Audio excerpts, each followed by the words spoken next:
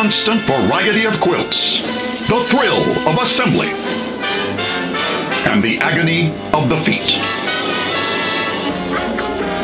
The human drama of textile juxtaposition. This is My Quilty Neighborhood's wide stash of quilts. It's gorgeous. And if we go way in and let it zoom in, we can see, look at that. Oh my goodness. That's what you want to achieve. That's what you want to achieve. This is the Schmetz Needle Guide. And if you look under the guide, here is the microtext, a very, very pointy needle. Now look at all these seams. 1, 2, 3, 4, 5, 6, 7 seams. I only have one friend, and that's you. And that's No, I'm kidding.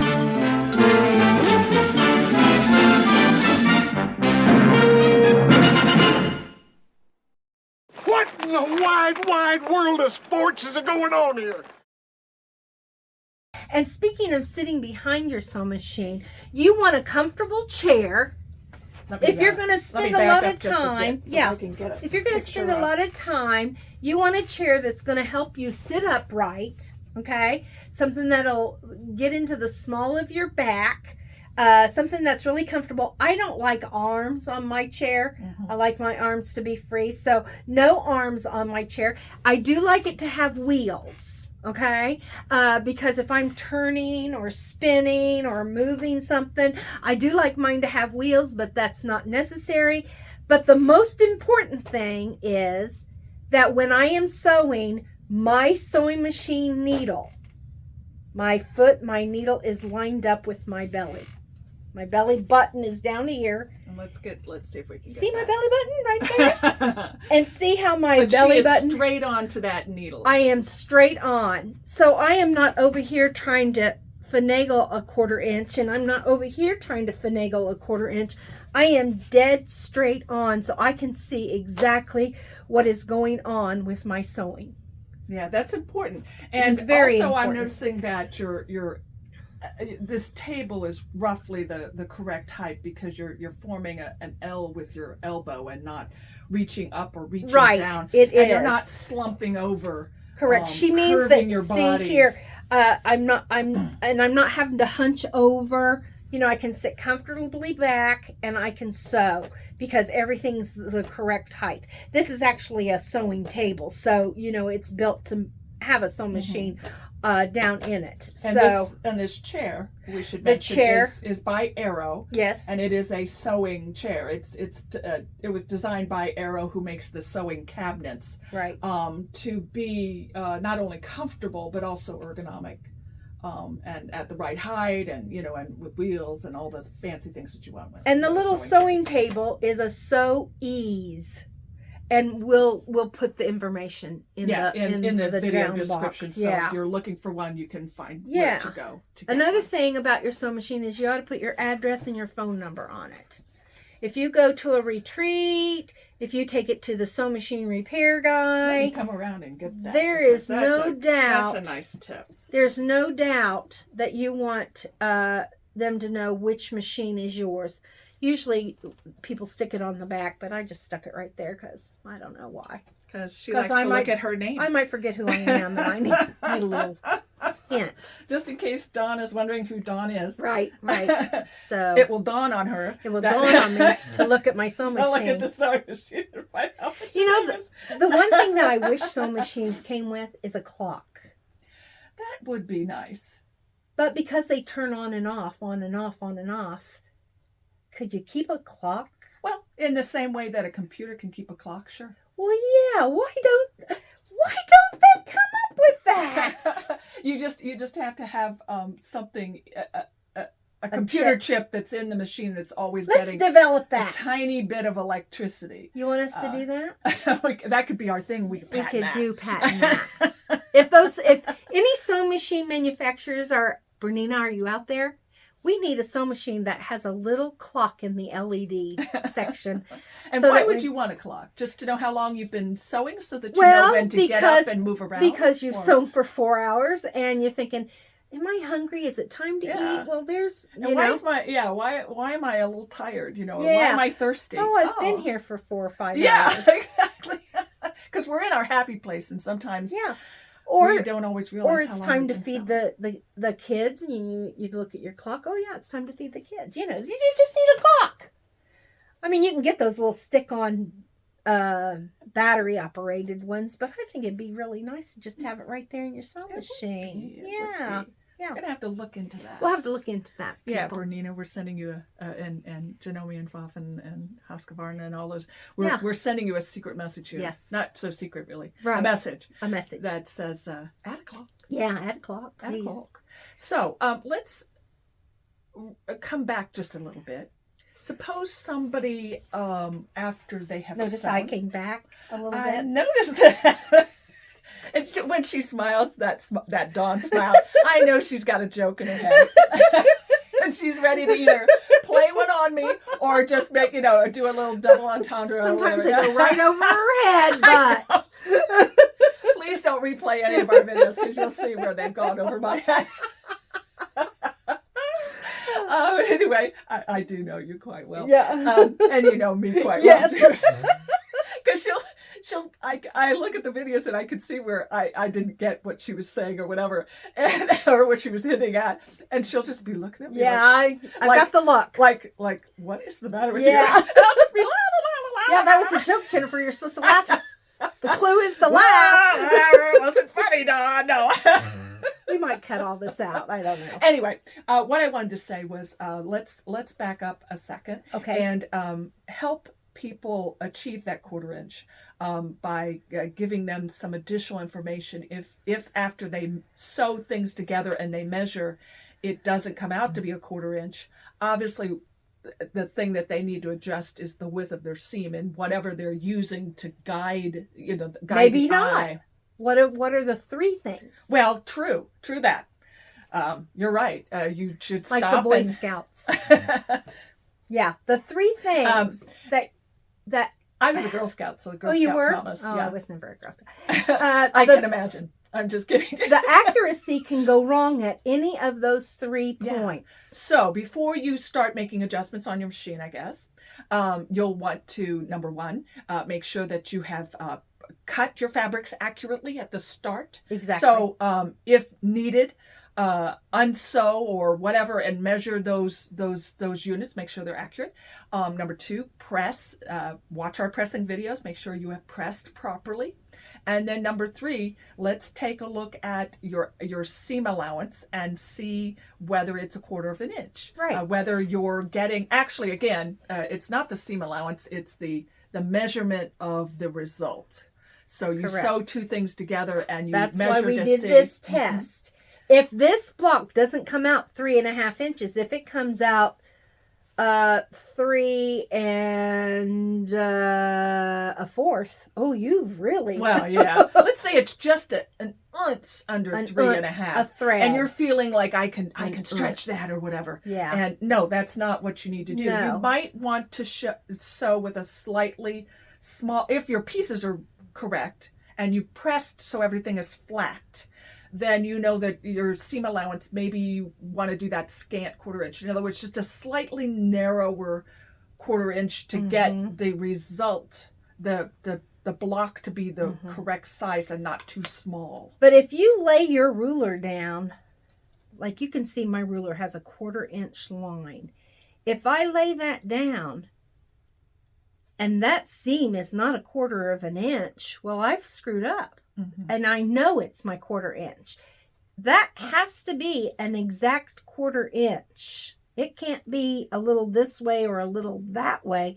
It has to be an accurate 1/4 inch. Now, it's funny because what I'm measuring is I'm measuring from the seam to the next seam. In other words, if you flipped it over, the result of sewing 2 things together should be, in this case, an inch because you started with an F.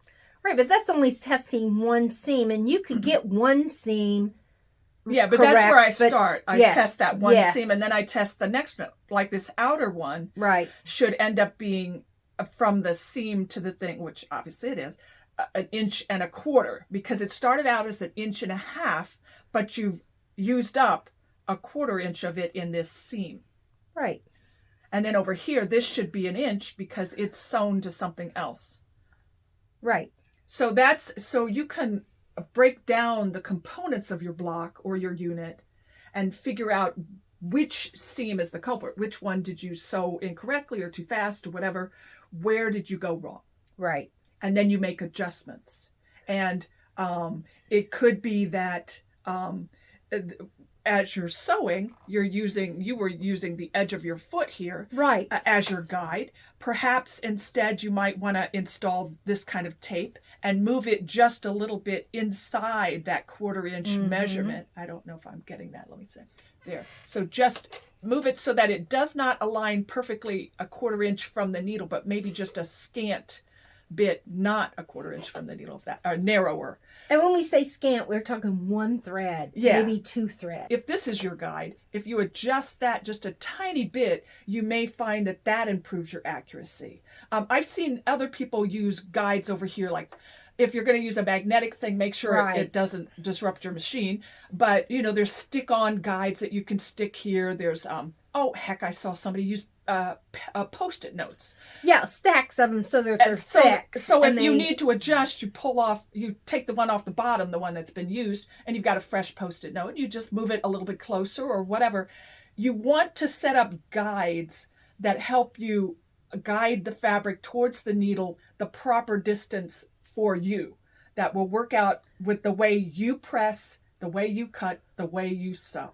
Right. And if you don't have a 1/4 inch foot, all those things are appropriate to achieve a 1/4 inch, doing all those other things to make sure you're getting a 1/4 inch. But if you have a 1/4 inch foot, it would be You're nice going to have to find out on that 1/4 inch foot, does the fabric hang over a little bit so you can see a teeny tiny bit of the fabric? Or does it need to be all the way under the foot? Or does it need to even be inside the foot? Even just a bit tiny more. bit. So you're really training your eye. How are you leading the fabric towards the needle? Oh, we're getting so serious. Well, it is. I can feel my you probably her blood pressure's going up. Because... But that is a way of achieving.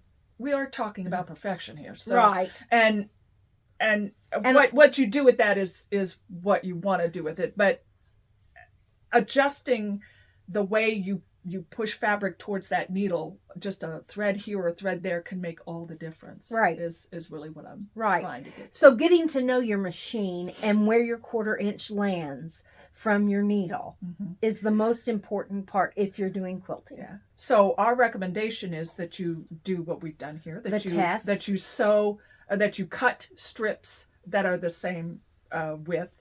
And like in this case, a 1.5 inch by 3.5 inch strips, and you sew them together, and then you measure the result, and you make adjustments based on either your cutting, pressing, or sewing to achieve the finished result, because it's the finished result you're actually trying to get to. Correct. Whether the seam ends up being slightly less than a 1/4 inch really is immaterial if your result is correct. I mean, I know you want everything to be a perfect 1/4 inch, but if they don't get a perfect... Speaking about going over your head. if your seam is slightly narrower than a 1/4 inch by a couple of threads, but this unit ends up being 3 inches when it's sewn into a quilt, then you've achieved perfection. That's what I'm saying. I'm going to have to disagree with that, because if it's off, I could see that in her face. Couldn't you? If it's off a little bit, it's not going to match to the other seams. When you have to match seams, it's not going to match. I mean, you have to get a 1/4 inch. There's no sneaking or unsneaking. It has to be a 1/4 inch. But if what you need to do on your machine, because you're, as we said at the beginning, if you're pressing, there may be a cat fight here in a minute. Stay tuned. Stay tuned for the excitement. Brace his knees buckled. He is down. He is down for the 4th time in the fight. I've got you finagled. Oh my God. No. But if you're pressing to the side, not pressing open, you may have to adjust your seam to be slightly narrower than a 1/4 inch. But you have to be consistent with that measurement of the seam, so that you're so if seams are supposed to match from block to block, that they will match. Okay. Whew. I think we're still friends. Are we still friends? Yes, we are. My brain is I think going I took a different route to get there. You did. I think you did. And you got lost along the way. What I think is we're saying the exact same thing. I think we're saying the same thing. But you are just adding so many different elements to it that I just hadn't never thought of, because I just automatically know where my quarter seam is, and I know if I'm sewing there, I'm accurate. And so once you learn that, you're set. Once you learn how your cutting, pressing, and seam allowance work for you, you've got it made. Yeah. I mean, and it doesn't happen overnight. No. And even when, let's say I came over here to sew with you one day and I was sewing on your Janome. Oh, well, you would want to run a test. I would absolutely run a test. Absolutely. So that I could kind of, and I might have to do it 2 or 3 times so that I could find. But even if you're not coming over here, but even if you're sewing in your studio. Which I may not be anymore because she might. Go ahead. I'm sorry. So go ahead. Even if you're sewing at home. Yeah. You have several different machines. Right. And so each machine is going to have its own little every time I pull out my featherweight. Yeah. I'm bet doing you this do a test. Yeah. Because this is my everyday machine. And so, well, this one isn't, but my everyday machine. Yeah, I don't do testing on that. Yeah, because but when I switch back to my older Bernina I have a small little portable Janome gem that is kind of like a featherweight that it only does straight stitch, and you can take it to classes and things. Now, how do you feel I test that too. How do you feel about sewing on the same project with 2 different sewing machines? I would not. It's the same thing like with rulers. Use the same brand. I would not do that. Yeah, use the same brand of rulers, and then also use the same machine throughout the whole project. Yeah, I think so. Just simply because... Unless you just want to make it harder for yourself. Yeah, just for the consistency. That's what, because they just don't all sew the same. Even though you're sewing 1/4 of an inch, I don't know. It's just something about it. Like I said, it's like your toothbrush. It's so personal. It's so intimate. You get intimate with your sewing machine. I don't take it to bed with me or anything like that. I mean, don't go there. But good night, baby girl.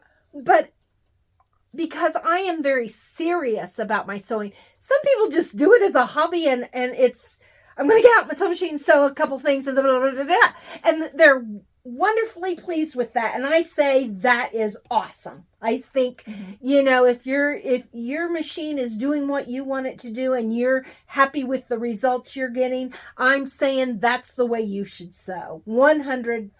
Oh yeah, absolutely. 100%. Absolutely. But I mean, she can't even stand just a tiny bit of lint dust around. Yeah. So that's just not. Yeah, that's just not it's my not personality. mine either. So yeah, when I look at this, I want those points to be absolutely dead on. If they're not, then I say to myself, well, who's it for? Is it really going to matter? And most of the time I say, yes, it matters. And so I will rip it out and redo it. So, I mean, I don't get accuracy every single time because, you're tired. You may not have the same lighting. I mean, anything can go wrong. Your thread may not be the same. Your needle might need to be replaced. We didn't talk about that, but you know what? You need to change your needle. I think we did, but as part of preparing to sew, you should oil it if it's a new project or whatever. You make sure that you keep up the maintenance of your machine. You should change the needle to a fresh needle. You should clean out lint every time you change bobbin. But if you don't remember when you cleaned out the lint, you do that before you start sewing. And then you should reduce your stitch length if you're going to be. I always reduce my stitch length, but especially if you're going to be pressing open. So those things for sure. While we're talking about needles, though, I don't think we mentioned, what kind of needle do you like to sew with? I like to sew with a Microtex needle. It's a sharp, very sharp needle. It instead of the eye being the width of the whole shaft, it kind of tapers in and becomes very, very sharp at the end. I don't know. I like a microtex needle. A jeans needle is the same kind of a needle that comes down to a really, really obviously sharp point. It was designed for sewing through jean Layers. denim, so it's very, very sharp. And Right. Top stitch needles also super sharp. Right. I tend to same needle choice. I tend to I sew with a lot of batiks, so that needle they're gets very dull. dense. Because they're the highest thread count quilting kind of fabric that you can buy, so they tend to dull other needles. Well, they tend to dull needles faster than regular quilting cottons because they're just tough fabrics. So I start with a sharp needle, a microtex sharp needle. But if in a pinch I might use a jeans or a top stitch. But those are my choices too, and probably an 80 typically. But I will change the size of the needle sometimes based on what I've got at hand, And what because size I'd rather thread have you're using. True, because you need to match the needle to the thread, and if you don't know how to do that, Google online. Google Schmetz. They have the best resources that are very easy to. You tell them what kind of thread you're using, weight. It's the thread weight. How do you spell that? Schmetz. Oh, SCHMETZ. And I'll link to it. Okay, good. But they have a lovely guide that you can download and print, or you can purchase. Yes. I have one that I was sent as a Island Boutique ambassador, so I use that as my guide. But it tells you for the type of fabric you're sewing on, what type of needle you should use, and then it guides you as to the size needle, 60, 70, 80, 90, whatever, 100, based on the thread weight. So that you need to match those up if you're going to have proper tension. Correct. So needle, thread, tension. Correct. And a lot of times your manual will have help a little you as section. well. Yeah, it will. It will. But if I want to know about needles, I go to a needle expert. And Schmetz is really, that's my go-to. What about thread? What kind of thread I use? Yeah. I use a 50 weight cotton thread. I use Aurifil. I love Aurifil because it is low lint. It is also a very strong, thin thread. So talk about another thing that helps me achieve a good 1/4 inch. Their 50 weight weight is based on the actual weight, how much the thread, the cotton strand weighs at a certain length or whatever. And a 50 weight by one company may be slightly fatter than a different company, and there may be, as a result, less on that spool because you're getting the same weight when you buy the spool. So with Aurifil, they have developed a process that results in a very thin 50 weight thread, and I just love it. That's my go-to. It's a 2-ply, is it not? I believe it is. That's why some 50 weights I think are it might be, 3-ply yes. and some are 2-ply. Right, and so one may be fatter than the other. Correct. But we had a question from a viewer about the difference between polyester and rayon and cotton and what should I be using. Personally, I believe you should be sewing with cotton. And again, I like Aurifil because of all the qualities I've already discussed. A cheaper weight cotton or an old thread. Oh my goodness, thread ages. Grandma's thread box. No. You don't want to use old thread because it ages and it will be brittle. It will not have the same elasticity. It will not produce the results you want. So you want newer thread that you bought, like say in this century. To begin with, probably that you haven't stored for ages and ages and whatever, and wasn't passed down through generations. You're sewing cotton fabrics and using cotton thread and cotton batting to me makes a lot of sense, but I will occasionally use a different kind of bat. But I like to use cotton thread when I'm quilting. If I'm sewing with cotton fabric, I'm using cotton thread. Yeah. Now, if I'm sewing with polyester or silk, if I'm sewing with silk, like I might want to make myself a pair of silk pajamas, not in my lifetime, but if I were to make a pair of silk pajamas, I might use silk thread. Yeah, match the thread type with the thread, with the fiber content of the thing you're sewing. Exactly. But the question, I think, was that this person was saying that they got better results sewing with a polyester thread when they're piecing their quilts. You know what? I used to own a Bernina. It was my 160. I bought it 35 years ago, probably. And it did not like Aurifil thread. It would not sew with Aurifil thread. It would break. It only wanted to use Metler. Interesting. Metler thread was the only thread I could use on that machine. I've had the exact opposite experience with changing from what I was using before, which I don't know for sure, it might have been Metler or whatever, to Aurifil. Cleared up all the problems. It was just amazing. Is that right? When I got my listen to your machine for sure. Listen to your machine. When I got my new Bernina, my brand new Bernina, it kept breaking the thread. I don't care what I did. I tried every thread that I owned. And when you go to Quilt Market, thread companies are just handing you their samples of thread because they want you to use their thread.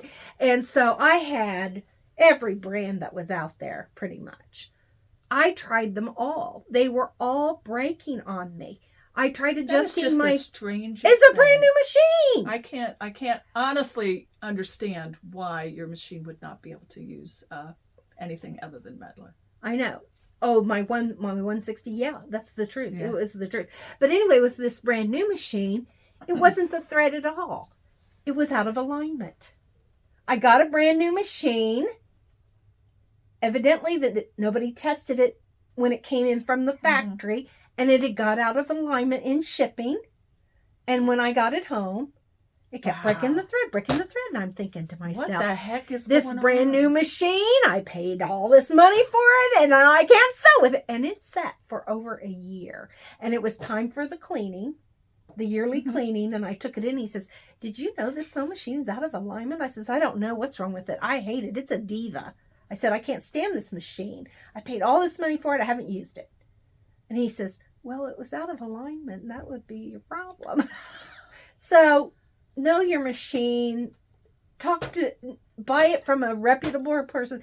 If I had just called him and said, my machine is, I thought I knew everything. So I just thought, I could, and I just got so frustrated with it. I just put it back in its bag and I just left it until it was time for its cleaning. And even though I hadn't used it, if I got my cleaning within a year, it was free. So I took it in, obviously. And that's when he found out. And now it works just beautifully. Now she loves it. Now I love I still call her a diva, though. She's still my diva. So anyway, what we like to use with thread-wise with our machines is a nice quality cotton thread. And I think Metler makes a nice thread. Oh, absolutely. Yeah.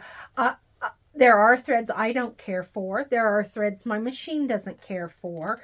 And you just have to, like I said, your machine, get intimate with it, find out what it does like, find out what it doesn't like, and proceed from there. Okay. All right.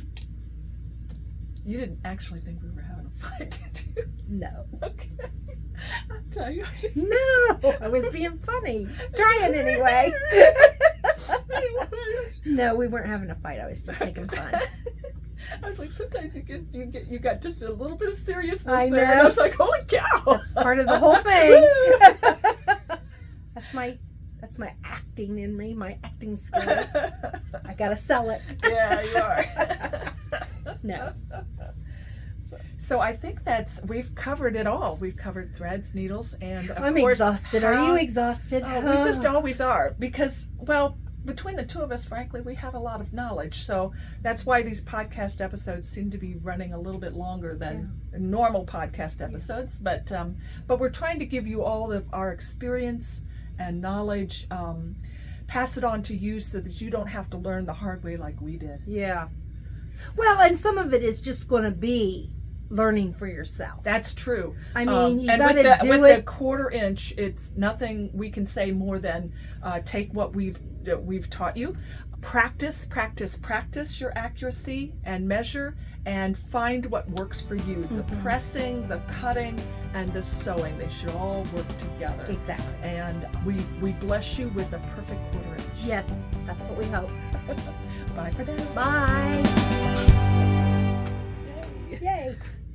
See you later, hun. See you later, hon. Alligator.